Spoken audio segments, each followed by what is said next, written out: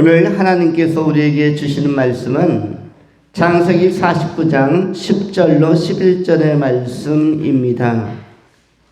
창세기 49장 10절로 11절의 말씀, 이제 제가 받들어 봉독하겠습니다.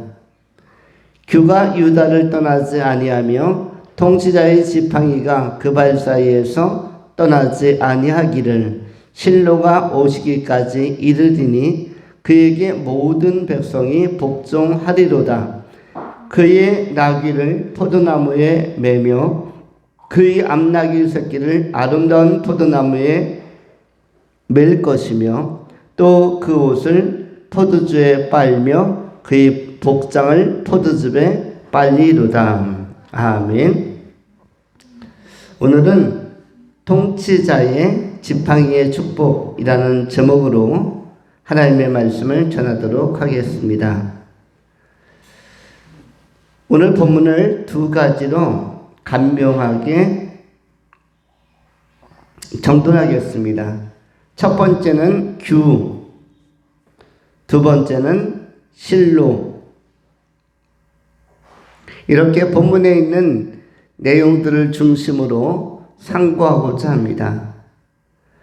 규라는 단어는 옛 개역 개정판 성경에는 홀이라는 단어로 쓰여져 있고, 이것은 히브리어로 쉐베트라는 단어인데, 이것은 지휘봉, 통치권과 또 주도적인 지배 행위를 나타내는 그러한 것이 바로 규 내지는 홀, 쉐베트라는 것입니다.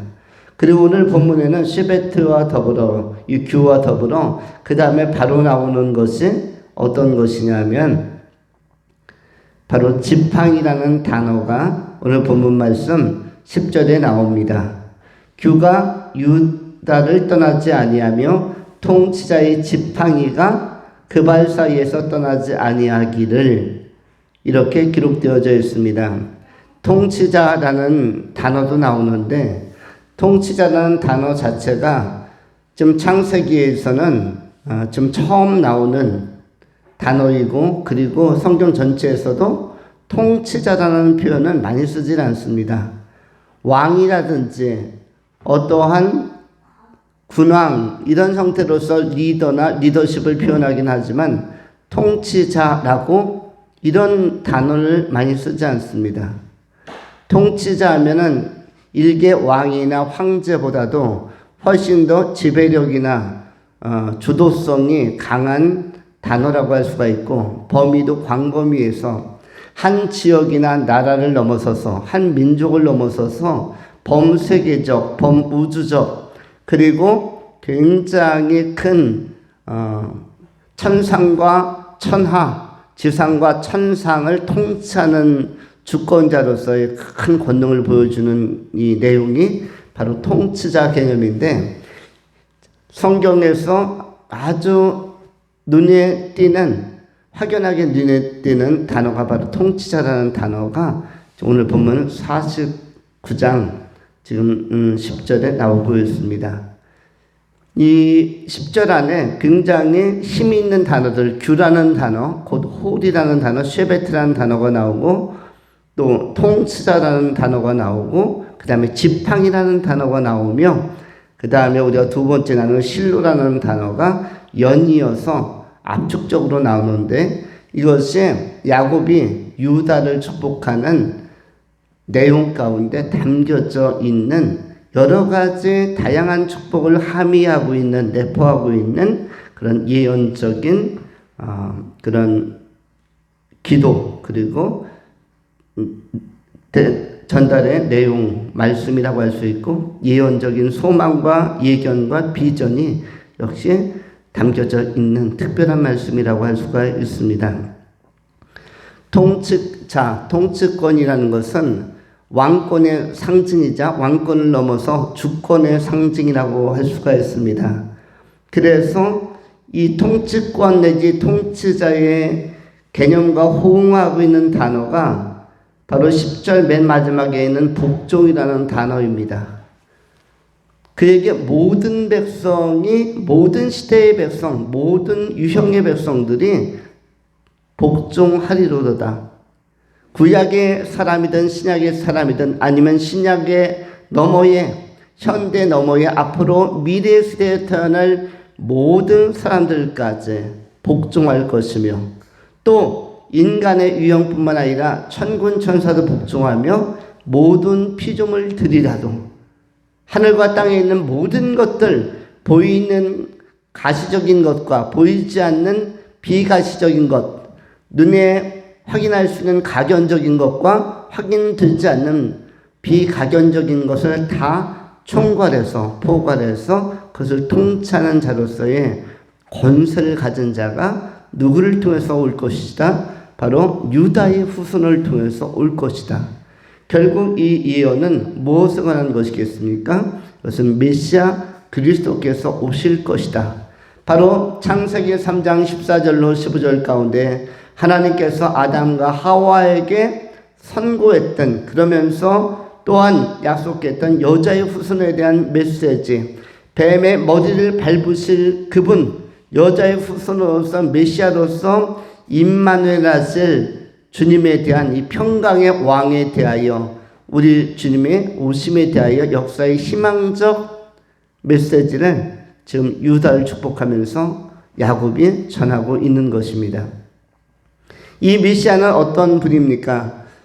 이사야서 7장 14절에 성경이 이렇게 기록을 합니다. 그러므로 주께서 친히 징조를 너희에게 주실 것이라. 보라, 처녀가 잉태하여 아들을 낳을 것이요 그 이름을 임마누엘이라 하리라.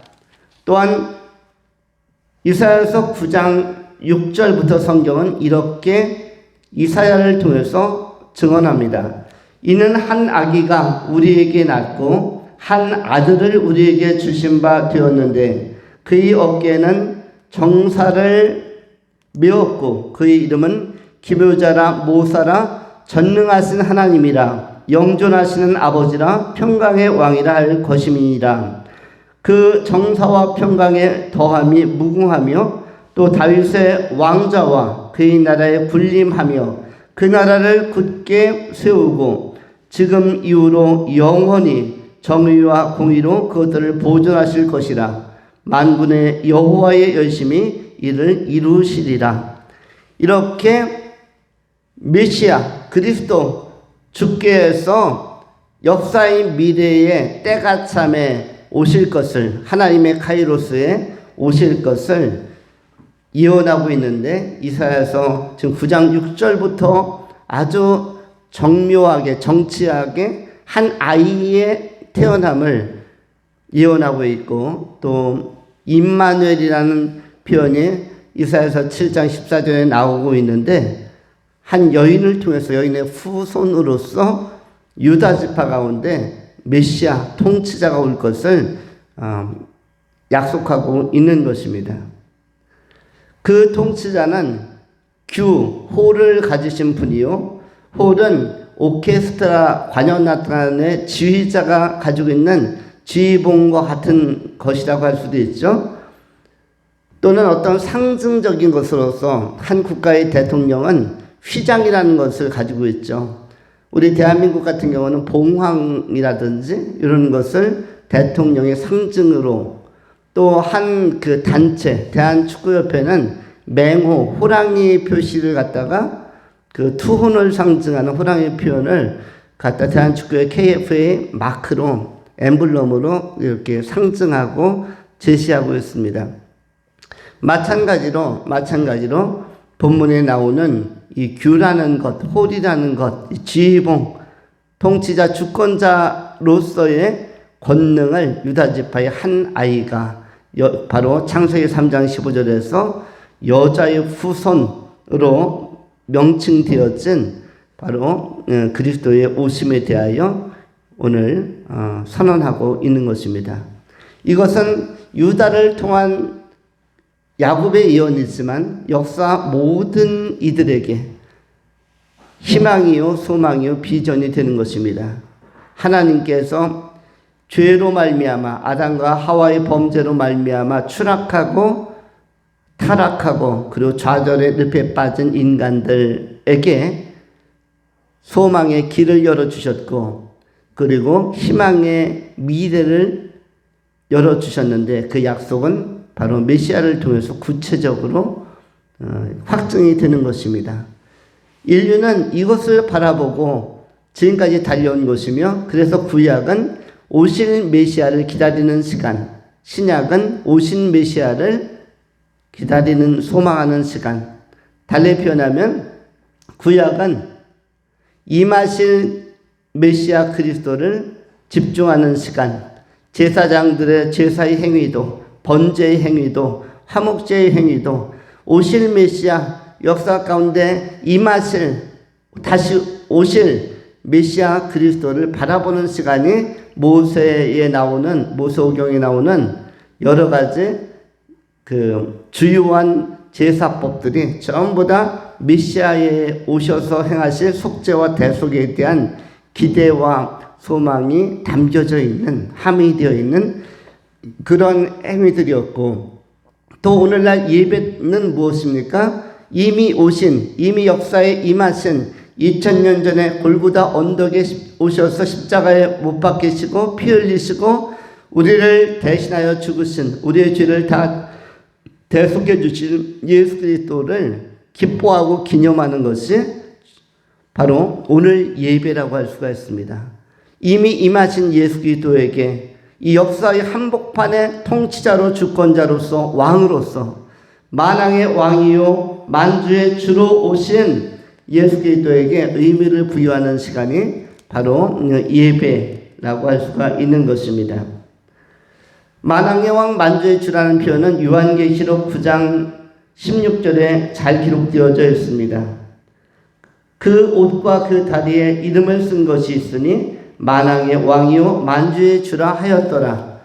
요한계시록 19장 16절에 나오는 예수 그리스도에 대한 묘사요 표현인데 만왕의 왕 만주의 주라고 이렇게 고백을 하고 있습니다. 역사에 희망을 주시는, 그리고 하나님과 인간 사이에 단절된 이 간극을 이어가는 화해자로서, 화목케 하시는 분으로서, 중보자로서 막힌 담을 허무시는 분이 바로 메시아 그리스도이신데, 이분을 성경은 임마누엘 곧 예수라고 선언하고 있는 것입니다.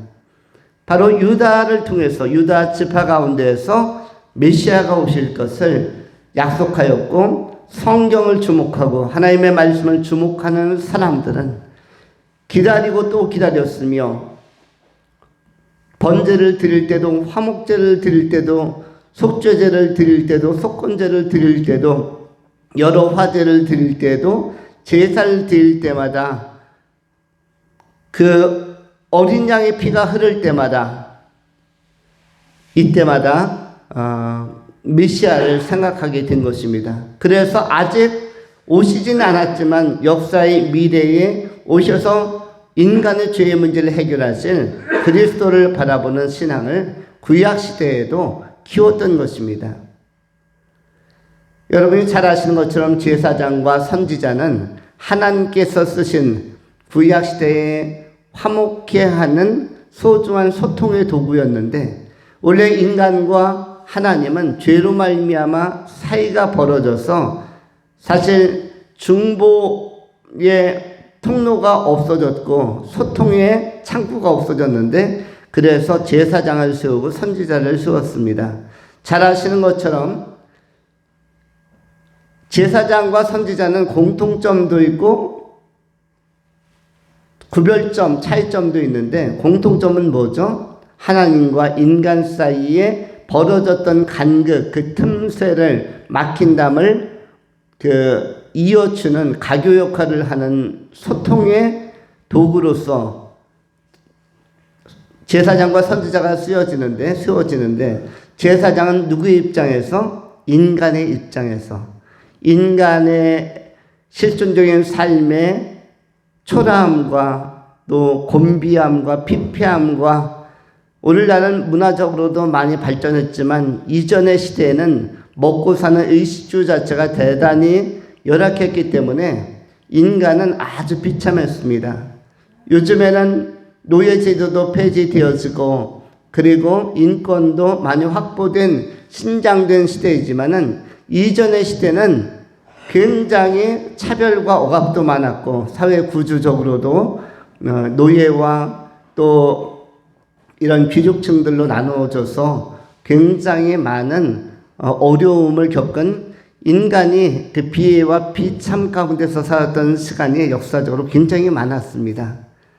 우리 대한민국만 하더라도 조선시대 말기에 가서나 근대에 접어들어서나 노예제도가 폐지되었고 이른바 하인들, 하녀들, 그 다음에 상놈이라고 하는 그 비천한 그룹이 있었고요.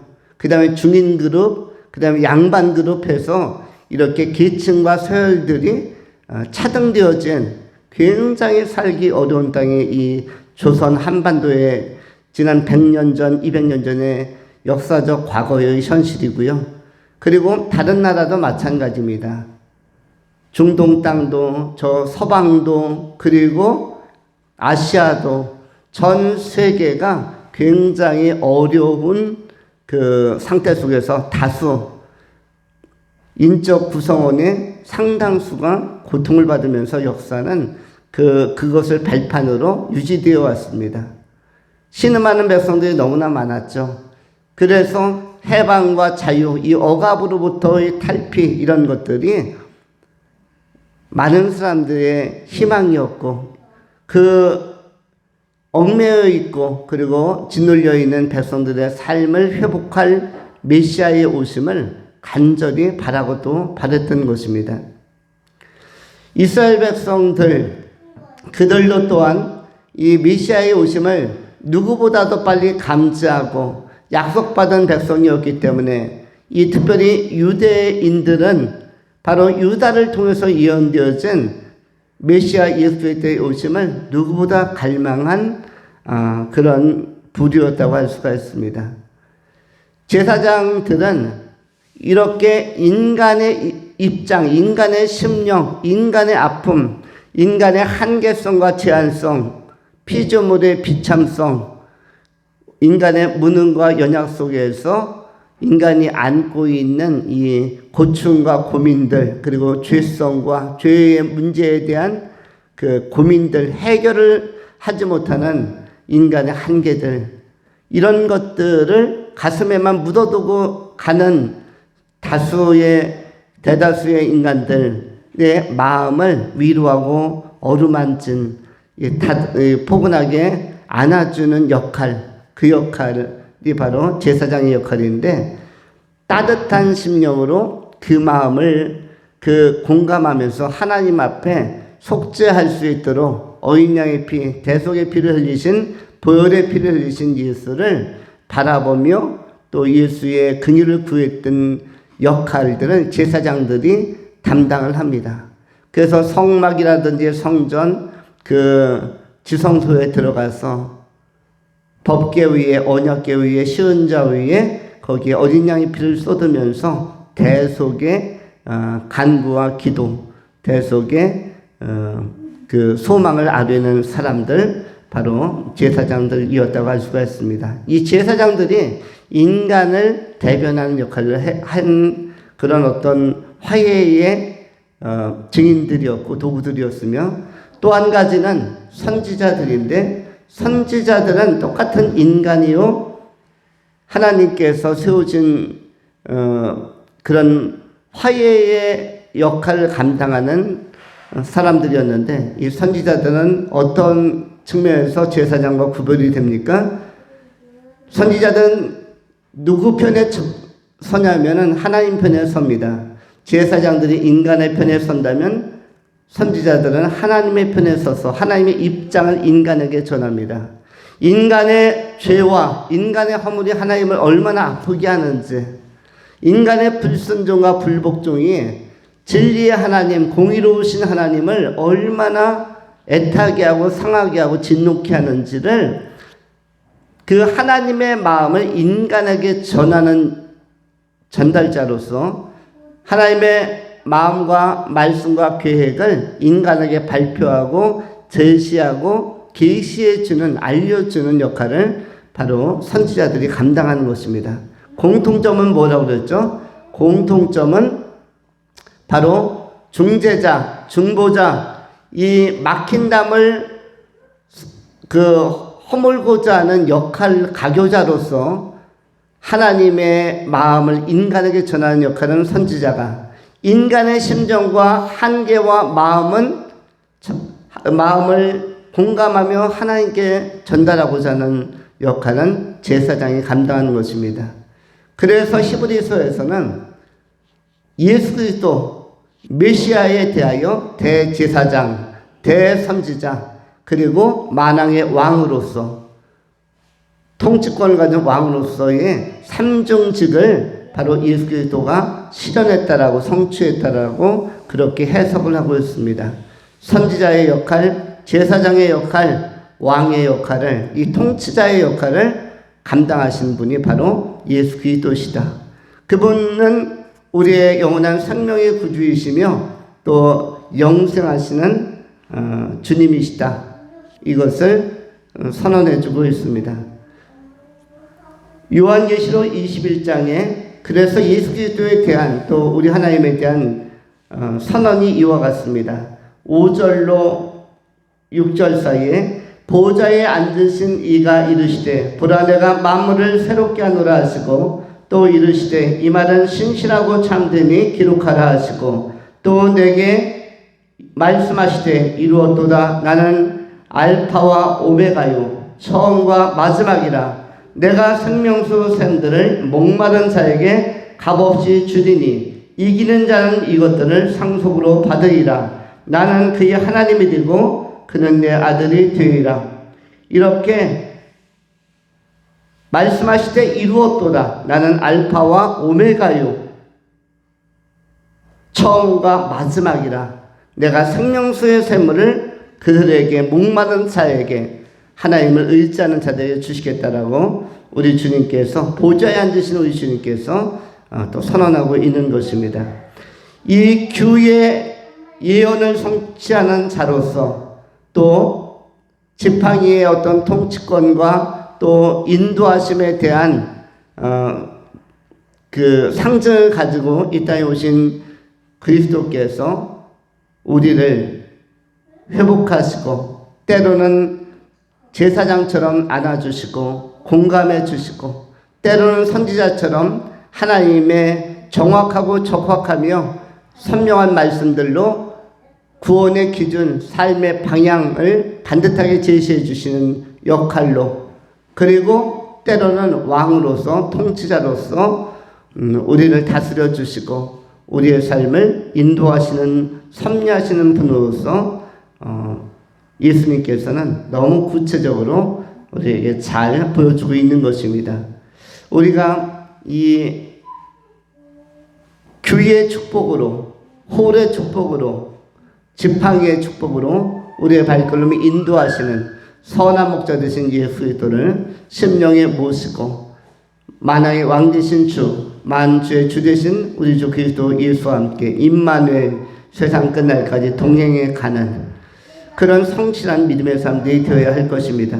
예레미야서 10장 23절에 우리의 통치자, 우리의 인도자, 메시아 예수 그리스도에 대해서 또 하나님의 섭리에 대해서 이렇게 또 말씀합니다.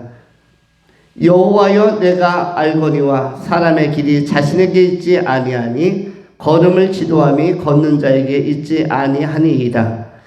예레미야 또한 하나님께서 임마누엘 하셔서 우리의 발걸음을 지도하신다. 앞서서 통치하시고 앞서서 인도하시고 주도해 가시는 하나님의 섭리의 손길이 우리의 삶에 구체적으로 나타나고 있음을 알려주고 있고, 하나님을 경외하는 마음으로 우리의 발걸음이나 우리의 인생의 방향이, 우리의 행로가 우리 자신의 걸음걸이에 있지 아니하고 하나님의 예비하심과 인도하심에 있음을 예레미야를 통해서 잘 알려주고 있습니다. 규의 권능으로, 홀의 권능으로, 셰베트의 권능으로, 지팡이의 권능으로 우리를 한 걸음 한 걸음 인도하시는 전능하신 하나님과 우리 구주 예수 그리스도 안에서 이 땅의 삶이 하나님과의 동행의 풍성을 누리는 그런 복된 삶으로 우리의 삶에 나타날 수 있기를 축원합니다. 두 번째로 실로에 관한 말씀입니다. 실로라는 단어는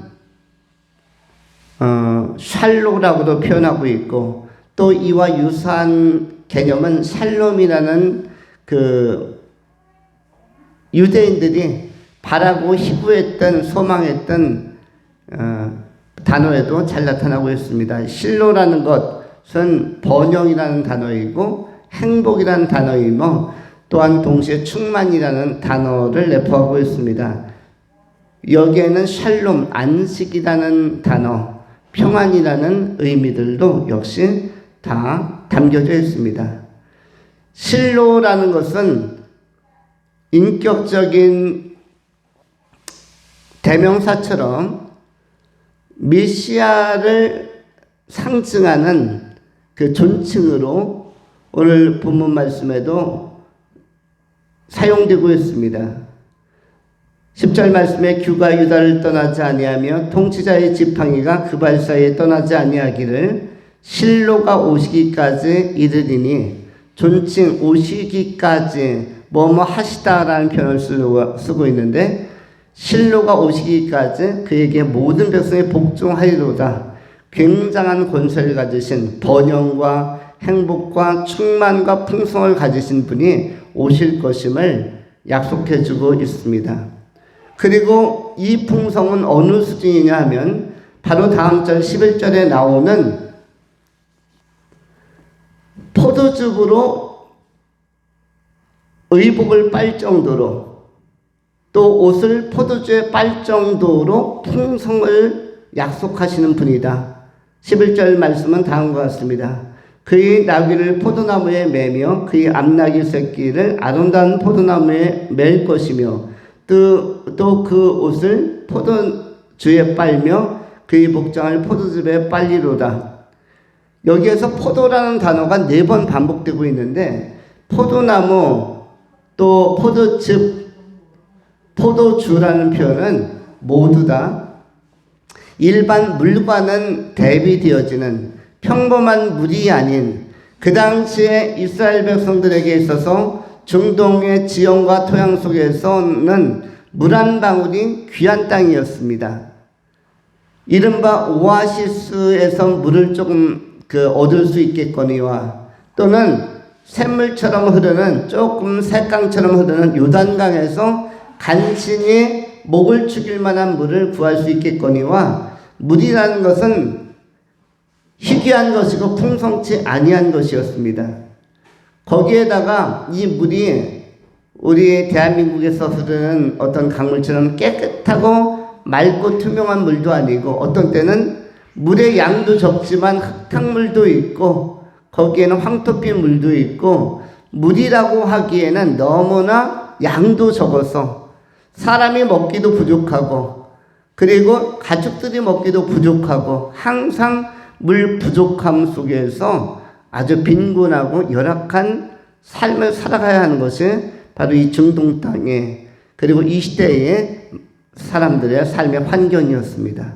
요즘도 아프리카 지역에 가면은 물이 없어서 아이들이 물을 길러 학교에 갈 나이지만 전부 다 주업은 뭐다? 공부하는 게 아니라 물 길러 가는, 물통을 쥐고 지게를 쥐고 물병을 머리에다 이고 3km, 5km, 10km, 1시간, 2시간씩 걸어가서 구덩이에서 물을 담아 가져옵니다. 이 물은 결코 깨끗하지도 아니하고 먹어도 시원하지도 아니한, 그러나 너무 그 물조차도 없으면 목마르기 때문에, 그리고 생명을 이어갈 수 없는 그런 상태이기 때문에 이 물이라도 꼭 필요하기 때문에 밥을 짓는데도 물이 필요하고 생명 유지에도 물이 필요하니까 이 아이들이 가서 물을 기르러 1시간, 2시간 도보로 다녀오는 경우도 많습니다. 그래서 이 아프리카 지역, 중동 지역에 이 물 부족한 현상이 오늘 현대에도 일어나고 있다면, 오늘 본문 요셉이 살았던 시대, 야곱이 살았던 시대, 유다가 살았던 시대인 4,000년 전에는 얼마나 열악했겠습니까? 그런데 그런 상황 속에서 갑자기 포도나무와 포도즙과 포도주라는 표현이 나옵니다. 이것은 일반 물하고 비교할 수 없는 고급한 물을 의미하는 것입니다. 여러분 혹시 우유에 몸을 씻어보거나 아니면 어떠한 샤워 도구 내지는 목욕 시설 속에서 우유를 가득 채우고 꽃잎 이렇게 띄우면서 이렇게 럭셔리하고 여유로운 목욕이나 샤워를 해본 일이 있는지 모르겠습니다만 영화에서나 본 듯한 그런 느낌이에요. 사실 우유는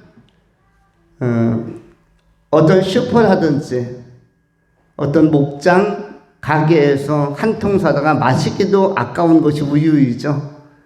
그런데 그걸 가지고 목욕까지 한다? 상상하기 어렵습니다. 한 통에 1리터에 5,000원 또는 7,000원 이렇게 하는 우유를 사다가 마시기도 어려운데 그러기에도 아까운데 그것을 가지고 목욕을 한다. 그리고 그것을 갖다 다 목욕이 끝나면 쏟아 버린다. 이 말은 무엇이죠? 굉장히 풍성하다, 풍부하다, 그리고 충만하다, 넉넉하다, 번성하다라는 것을 의미해 주는 것이 우유로 목욕한다 이런 뜻이죠. 그런데 그런 거와 같은 맥락에서 오늘 본문에는 포도주로 뭘 한다? 빨래를 한다입니다. 포도주로 옷을 빠는 것입니다. 중동 지형은 먼지가 많이 날아다니는 지역입니다. 모래사막과 황토사막이 많고 거기에다가 땀이 많이 나는 곳이죠. 요즘 날씨가 더워지면서 초여름으로 가면서 우리들도 땀이 많이 납니다. 밖에 외출하고 오거나 하루 업무를 마치고 귀가하면은 몸이 찐덕찐덕합니다. 왜냐하면 몸에서 자생적으로 뭐가 나니까? 땀이 나니까. 땀은 굳어지면 냄새도 나고 축적되면 때가 되기도 하고 그래서 땀을 씻어내야 되는데 또 의복도 자주 빨아주지 않으면 찌들거나 또는 거기에 땀 냄새가 배어 들거나 그걸 방치해 놓으면 또 곰팡이가 슬거나 여러 가지로 빨아야 될, 빨래를 해야 될 이유들이 많습니다. 그래서 요즘에는 세탁기도 잘 개발이 되어 있고 그것에 물을 빨리빨리 건조시킬 수 있는 건조기들도 많이 나와서 옷을 빨리빨리 재생하고 또 쾌적하게 말려서 입을 수 있도록 많이 문화적인 시설들이 문명의 이기들도 많이 개발되고 있습니다.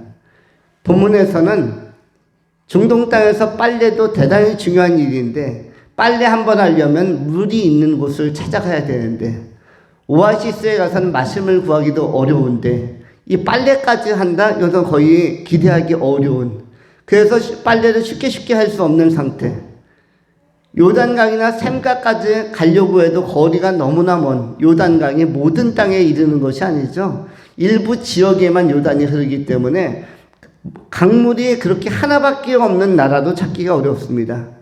일반적으로 강물은 곳곳에 있어야 되는데 이스라엘 지역은 강물이 하나, 요단. 물론 지금 유다와 이 야곱이 와 있는 곳은 그 유대 땅에서부터 지금 잠시 이집트로 와 있지만 나일강 주변으로 와 있긴 하지만 그러나 이 건기 때 물이 부족하고 이런 것들은 일반적인 동향이고 추세였습니다. 그런 상황 속에서 옷을 빤다. 그것도 일반 물이나 흙탕물도 아니고 시냇물도 아니고 어디에다 포도주에다 빤다는 것은 굉장히 삶의 품격과 삶의 수준이 많이 올라가 있다. 그 당시에 포도즙은 최고의 부의 상징이고 존귀함의 상징입니다. 또 여기서 나오는 포도나무는 무엇을 의미하죠? 하나님의 통치를 상징하는 나무가 포도나무이죠. 구약 성경에서 하나님의 통치를 상징하고 하나님의 임재를 상징하는 나무가 몇 개 나오죠. 감람나무, 포도나무 이러한 나무들은 성령의 임재 내지는 하나님의 임재와 사랑과 현현과 현존을 상징하는 그리고 계시해주는 굉장히 중요한 매개체로서 쓰여지는 나무들입니다. 포도나무는 무엇이죠? 하나님의 주권 안에 있는 하나님의 통치 안에 있는 백성들, 그리고 그 가운데에서 이 풍성한 포도즙과 포도주는 하나님으로 말미암아 하나님의 다스림과 통치 안에서 기뻐하는 백성들, 그들 안에 임하는 풍성의 축복, 형통의 축복, 충만의 축복, 이런 것들, 평화의 축복, 이런 것들이 지금 포도즙과 포도주로 묘사되고 있는 것입니다. 여기에는 번영이 있는 것이며, 여기에는 충족이 있는 것이고 충만이 있는 것이며, 풍부가 있고 풍성이 있는 것입니다. 바로 유다 왕국에 앞으로 메시아가 오시면 이러한 나라, 이러한 세상이 도래할 것이다. 유다의 후예 가운데서 다윗에 이어서 진정한 메시아가 이 풍성을 가져오게 될 터인데, 그 메시아가 오시면, 메시아가 통치자로서 역사 가운데 나타나시면 그 만유가 회복되어지고 만물이 회복될 것이며, 그리고 그를 바라보는, 메시아를 바라보고 그리스도를 바라보는 자들이 힘을 얻고 그들이 실로의 오심, 메시아의 오심을 통해서 충만과 평강을 누릴 것에 대한 예언적인 고찰이라고 할 수가 있는 것입니다.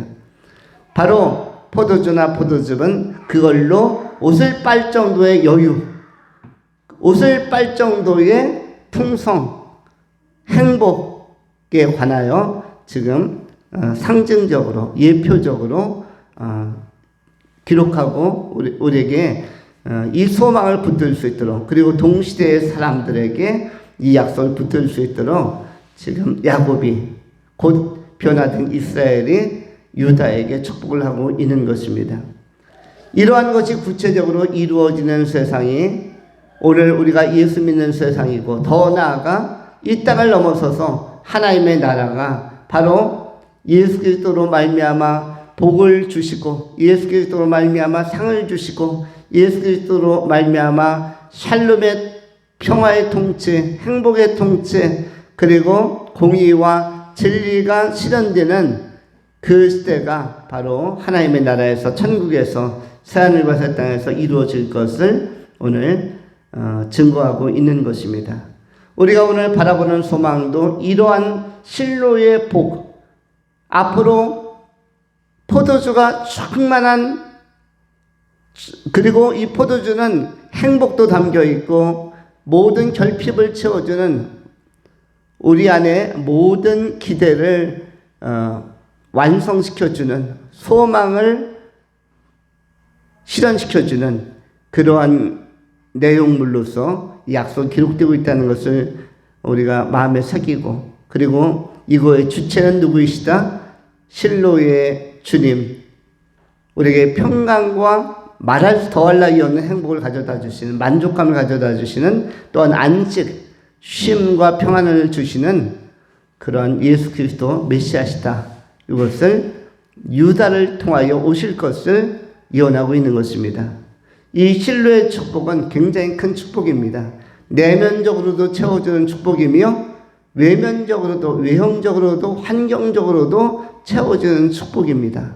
이 축복은 예수 그리스도 영접한 자들에게 나타나는 축복인데, 왜냐하면 내면 세계의 평강과 화평과 이 샬롬, 이것은 예수만이 가져오시는 그 현상이기 때문에, 예수 영접할 때만 세상에 줄 수도 알 수도 없는 평강, 평화, 화평이 임하기 때문에 바로 실로의 복은 우리 인간의 내면에 있어서 결정적인 복이고, 또 외형적인 융성과 풍성 또한 예수를 영접할 때 오는 복이라고 할 수가 있습니다. 우리가 자연적으로 역사와 문명과 문화가 발전하는 것 같지만 이것은 하나님의 섭리 안에서 발전되고 개발되고 있는 것입니다. 그리고 예수 그리스도가 오시고 교회 시대가 열리면서 역사는 그 이전보다 비교할 수 없이 또 복음의 그 선교적 확대, 선교 역량의 확장, 확충, 그러면서 훨씬 더 많은 문화적으로도 질적으로 굉장히 좋아지는 다양한 방면의 분야에 충만히 이루어지고 있습니다. 오늘날 우리는 좋은 시대에 살고 있습니다. 그럴 뿐만 아니라 이 땅과 비교할 수 없는 진정한 충만이 바로 하나님의 나라, 약속하신 메시아 왕국에서 이루어지는 것입니다. 그곳이 어디입니까? 지상적인 교회와 이 풍성의 시대를 넘어서서 이것과 비교할 수도 없는 천배 만배, 아니 언어로 표현할 수 없는 수개념으로 묘사가 불가능한 하나님의 나라에서 바로 완성이 되는 것입니다. 그리고 경험이 되는 것입니다. 천국, 하나님의 영광의 나라, 영광의 보좌에서 우리가 하나님의 이 충만한 약속이 유다를 통해서 유다에게 주어진 제시된 이 복이 경험되는 것을 천국에서 확인하게 될 것입니다. 요한계시록 21장 23절로 25절에 이렇게 기록을 합니다. 그 성은 해나 달의 비침이 쓸데없으니 이는 하나님이 영광이 비치고 어린 양이 그 등불이 되심이라. 만국이 그 빛 가운데로 다니고 땅의 왕들이 자기 영광을 가지고 그리로 들어가리라. 낮에 성문들을 도무지 닫지 아니하리니 거기에는 밤이 없습니다. 또한 요한계시록 22장 1절로 2절에는 이렇게 기록을 합니다. 또 그가 수정같이 맑은 생명수의 강을 내게 보이니 하나님과 및 어린 양의 보좌로부터 나와서 길 가운데로 흐르더라. 강 좌우에 생명나무가 있어 12가지 열매를 맺되 달마다 그 열매를 맺고 그 나무 잎사귀들은 만국을 치료하기 위하여 있더라. 다시 밤이 없겠고 등불과 햇빛이 쓸데없으니 이는 주 하나님이 그들에게 비치심이라. 그들이 세세토록 왕노로 타이로다. 이러한 말씀과 약속들이 바로 실로 메시아가 오시고 또 그리스도 예수 안에서 이루어질 역사적 미래, 우리가 경험할 그 신앙의 마지막 결실들이라고 할 수가 있습니다. 천국 거룩한 나라, 하나님의 통치, 그리스도 예수의 통치가 실현되는 그 나라에 들어가기까지 남은 생의 믿음으로 경주하며 바로 이 땅에 소망을 주신 그리스도와 동행하면서 주님의 뜻을 온전히 이루어가고 깨달아가고 전파해가는 신실한 믿음의 종들이 다 될 수 있기를 축원합니다. 기도하겠습니다. 할렐루야. 자비하신 하나님 감사합니다.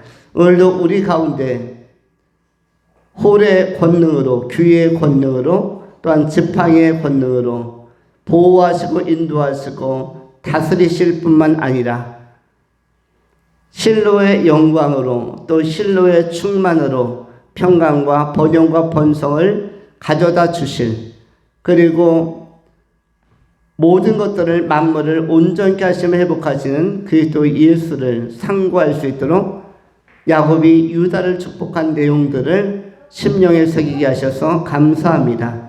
하나님, 이러한 복이 그것을 바라보았던 구약과 신약의 모든 사람들에게 임한 것처럼 우리에게도 임하게 하시고 또한 우리 안에도 경험되어지게 하여 주옵소서. 때가 참에 하나님의 나라, 하나님의 영광, 하나님의 보좌 앞에서 이 모든 것들이 실상인 것을 의로 또 경험하며 기뻐하며 영원히 주임을 참여하게 하여 주시옵소서. 감사드리오며 실로의 축복으로 우리 가운데 임하시는 평강의 주 예수 그리스도 이름으로 기도하옵나이다. 아멘.